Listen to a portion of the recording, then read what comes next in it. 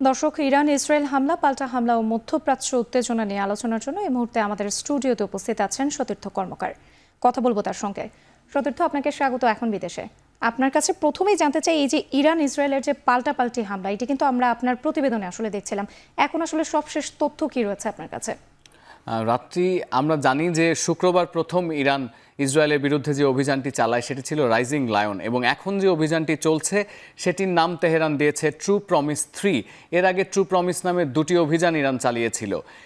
সবশেষ যে অভিযান সেটিতে আমরা জানি যে শুক্রবার থেকে এখনও পর্যন্ত তেল আবিব, জেরুজালেম সহ ইসরায়েলের বেশ কয়েকটি শহরে প্রায় 150-র বেশি মিসাইল হামলা করেছে ইরান। এবং এই হামলাটি আসলে হয়েছে শুক্রবার ভোররাতে। ইসরায়েল যখন ইরানের পরমাণু স্থাপনা লক্ষ্য করে হামলা চালায় তারই একটি রিটেলিয়েশন প্রসেস আসলে এটি। এবং সবশেষ ক্ষয়ক্ষতির তথ্য যেটি আমরা জানি যে এই অভিযানটি আসলে এক দৃষ্টিভঙ্গি থেকে সফল হয়েছে বলে দাবি করছে তেহরান, কারণ ইসরায়েলের 3টি বিমান ঘাঁটি অর্থাৎ নেভাতিম, ওভাডা সহ আরও একটি বিমান ঘাঁটিতে সফল অভিযান চালানো হয়েছে, সেখানে আঘাত করা হয়েছে মিসাইল দিয়ে।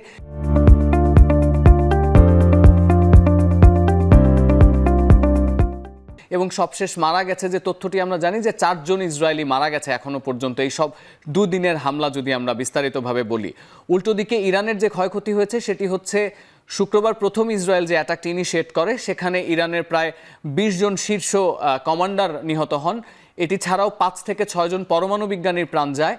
এবং আমরা যদি আরও গভীরভাবে জিনিসটি চিন্তা করি যে পরমাণু প্রকল্পগুলোতে হামলা হয়েছিল তার মধ্যে নাতান যে পরমাণু ঘাঁটি ছিল সেটির উপরিভাগ ধ্বংস হয়ে গেছে, কিন্তু আমরা সবশেষ খবর পর্যন্ত দেখেছি, বিবিসি জানিয়েছে যে এখনো পর্যন্ত তেহরানের কোথাও ইউরেনিয়াম বা পরমাণু রেডিয়েশনের কোনো আলামত পাওয়া যায়নি। অর্থাৎ পরমাণু স্থাপনায় হামলা হলেও সেটি বড় ধরনের কোনো ক্ষয়ক্ষতি এখনো ইরানে করতে পারেনি ইসরায়েল।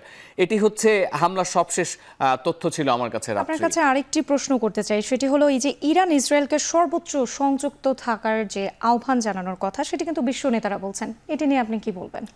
আর আপনি জানেন যে এই যে 2023 সালের 7 অক্টোবর যখন যুদ্ধ শুরু হয়, হামাস হামলা করে ইসরায়েলে, এবং তারপরে যে ইসরায়েল ফিলিস্তিনিদের ওপর যে আগ্রাসন শুরু করে, তখন থেকে কিন্তু মধ্যপ্রাচ্যের এই যুদ্ধটি 3টি অক্ষশক্তির সাথে ইসরায়েল চালিয়ে যাচ্ছিল। অর্থাৎ একদিকে যেমন ইসরায়েল হামাসের সাথে যুদ্ধ করছে, হিজবুল্লাহর সাথে যুদ্ধ করছে লেবাননে, অন্যদিকে ইয়েমেনের যুদ্ধ করছে হুতিদের সঙ্গে। অর্থাৎ মধ্যপ্রাচ্যের এই যে উত্তেজনার পরিস্থিতি, এই যে 3টি পক্ষ, 3টি তো ইরানের অক্ষশক্তি। এবার যদি ইসরায়েল ইরানের সাথে সরাসরি সংঘাতে জড়ায়, আমরা জানি দুটি দেশই পারমাণবিকভাবে সক্ষম দেশ, পরমাণু অস্ত্র তৈরির সক্ষমতা আছে তাদের। সেক্ষেত্রে মধ্যপ্রাচ্য এই উত্তেজনাটি তো একটি বড় ধরনের যুদ্ধে পরিণত হবে। বিশ্ব নেতারা শুরু থেকেই আসলে মধ্যপ্রাচ্য সংঘাত থামানোর চেষ্টা করছেন। সেখানে এভাবে যদি সংঘাতটি উস্কে যায়, অর্থাৎ অক্ষশক্তির মূলে যে দেশটি রয়েছে ইরানের উপর যদি ইসরায়েল চড়া হয়, তাহলে বিশ্ব শান্তি যেমন ভগ্ন হবে, তেমনি বিশ্বে মেরুকরণেরও একটি ব্যাপার তৈরি হবে। অর্থাৎ আমেরিকা এবং তার মিত্রশক্তি ইসরায়েল যেমন একটি পরাশক্তিতে, তারা যেমন একটি জোট গঠন করবে, তেমন মধ্যপ্রাচ্যের দেশগুলো একটি জোট গঠন করবে। সুতরাং এই যে পশ্চিমাদের সাথে পশ্চিমাদের মদতপুষ্ট ইসরায়েল এবং মধ্যপ্রাচ্যের যে একটি pro Russia block, pro Iran block, তাদের মধ্যে যে সংঘাতের আলামত দেখা যাচ্ছে, সেটি তো আসলে বিশ্ব রাজনীতির জন্য হুমকির, সেটি তো বিশ্ব রাজনীতির জন্য চিন্তার। এজন্যই বিশ্ব নেতারা আসলে পরমাণু যুদ্ধের দিকে যাতে এটি না যায়, বা যুদ্ধটি সরাসরি ইরান ইসরায়েলের মধ্যে সরাসরি সংঘাত বা সর্বাত্মক ওয়ার যাতে শুরু না হয়, সেটির জন্য বিশ্ব নেতারা এ ধরনের বার্তা দিচ্ছেন, বা তারা দুপক্ষকে সংযত থাকতে বলছেন। ইরান এবং ইসরায়েলের কথা যে বলছিলাম, যুদ্ধের কথা, সেটি কিন্তু প্রেসিডেন্ট যে ডোনাল্ড ট্রাম্প রয়েছেন, সেটি কিন্তু সে বলেছেন যে আগে থেকেই সে জানতো। আপনার প্রতিবেদনে আমরা এটি দেখছিলাম, আসলে সে এই ব্যাপারে কি পদক্ষেপ নিচ্ছেন? রাত্রি, আপনি যদি খেয়াল করেন দেখবেন গত 1-1.5 মাস ধরেই ডোনাল্ড ট্রাম্প বারবার বলে আসছেন তিনি ইসরায়েলকে বারবার সতর্ক করছেন তারা যেন কখনোই ইরানের পরমাণু স্থাপনায় হামলা না করে। উল্টো দিকে ইসরায়েল বারবার হুমকি দিচ্ছিল যে আমরা যে কোনো মুহূর্তে ইরানের পরমাণু স্থাপনায় হামলা করতে পারি। এটি ছিল পূর্ব প্রেক্ষাপট। এবং এই 1-1.5 মাসে কি হয়েছে, মোট 6 বার বৈঠক হয়েছে পরমাণু ইস্যুতে ওয়াশিংটন এবং তেহরানের মধ্যে। এই বৈঠক একদিকে চলছে, অন্যদিকে ইরান হুমকি দিচ্ছে যে তারা পরমাণু স্থাপনায় হামলা করবে।